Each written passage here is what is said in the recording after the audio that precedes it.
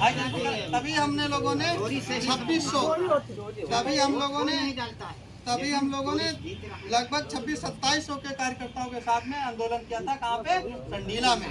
ठीक है, ईवीएम हटाओ का। ठीक है, हम भी चाहते हैं कि ईवीएम हटे।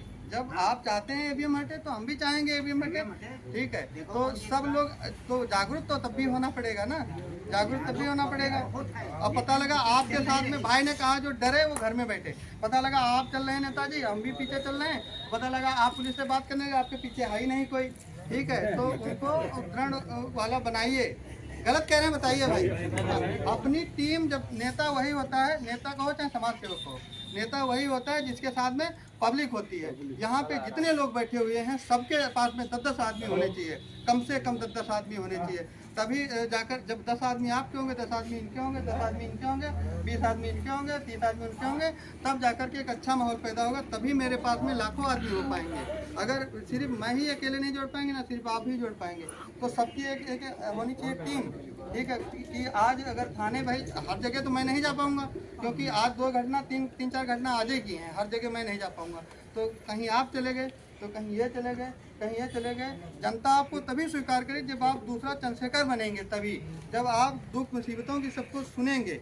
वहाँ कोई घटना होती वहाँ पे जाइए, जितना आपसे हो सकता है उतना आप वहाँ कम से कम डायरी निकाल करके उसकी दिक्कतों को लिखिए। हाँ भाई क्या हुआ, तो वो सोचेगा हाँ भाई आज़ाद समाज पार्टी से लोग नीला पट्टा डाल करके आए हैं, वहाँ पे क्या, वहाँ पे कितने लोग मारे गए। बेशक आप कुछ नहीं कर सकते हैं, लेकिन फिर भी उसका मनोबल बहन जी क्या बढ़ेगा।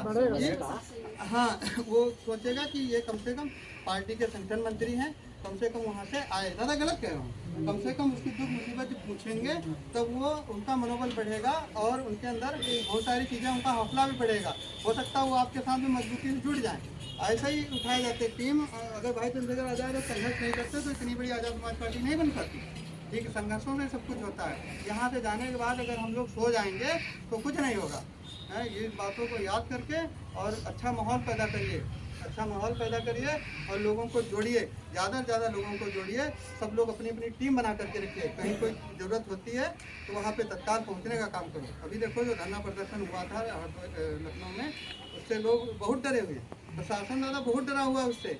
तभी तो आदेश दिया कि सबको जाओ, जो जहाँ उसको वहीं पर रोक दिया जाए। ये तो बहुत गौरव की बात है कि हमारे बूथ का कार्यकर्ता जो बेचारा दिल्ली में है, उसके घर पे लोग पुलिस पड़ी हुई है। जो 2 दिन के लिए दिल्ली गया किसी काम के लिए कहीं गया, उसके घर पे पुलिस आई है। वो तो अच्छा हुआ हमने रिकॉर्ड नहीं दिया, प्रभारी जी ने मना कर दिया कि अभी इधर का कोई रिकॉर्ड नहीं है। और फिर भी वो पता लगा के उनके घर पे पहुँचे, उसका वर्चस्व बढ़ा। इसी वजह से और लोग दूर रहे। अभी आप सुन ही रहे होंगे, मथुरा में यूपी का कांड है। थोड़ा समय लेंगे, आप कम से कम बता तो सकेंगे। अगर आप मेरे मुंह से सुनेंगे, हमारे पासी साहब के मुंह से, सभी के मुंह से सुनेंगे तो आप वहाँ बता सकेंगे अपने घर जा कर के।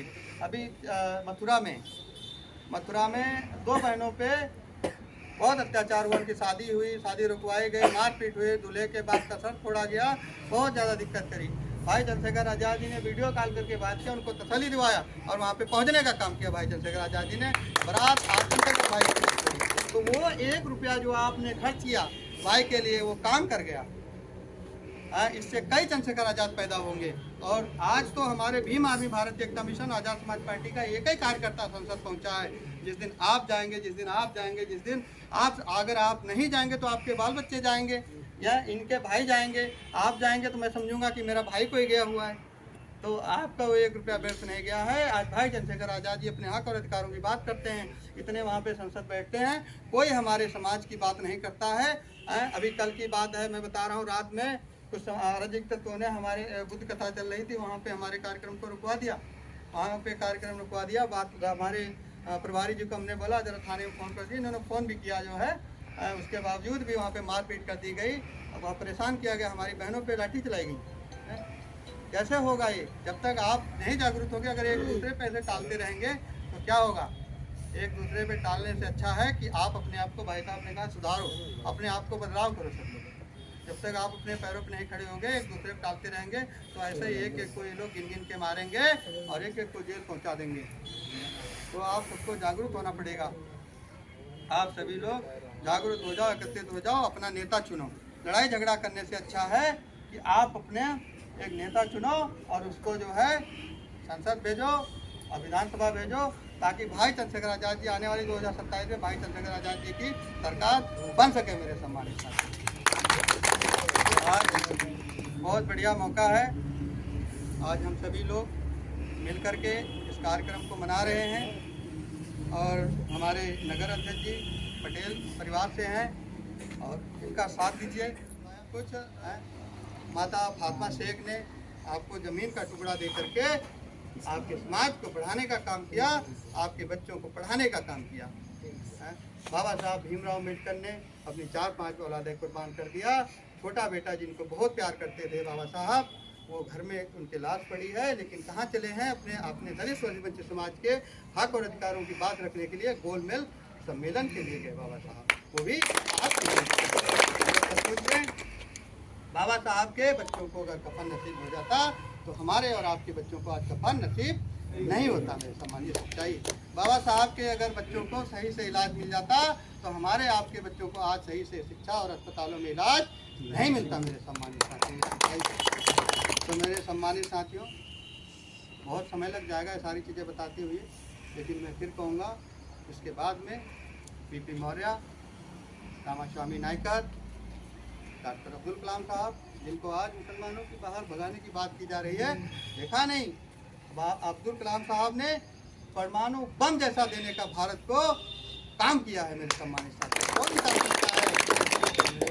ये यहीं के हैं, यहीं रहेंगे। ठीक, सरकारें चाहे आती जाती रहेंगी, लेकिन कोई नहीं। ये नासी लगा दी जाती है, मुसलमानों को देश भगाने की बात करी जाती है।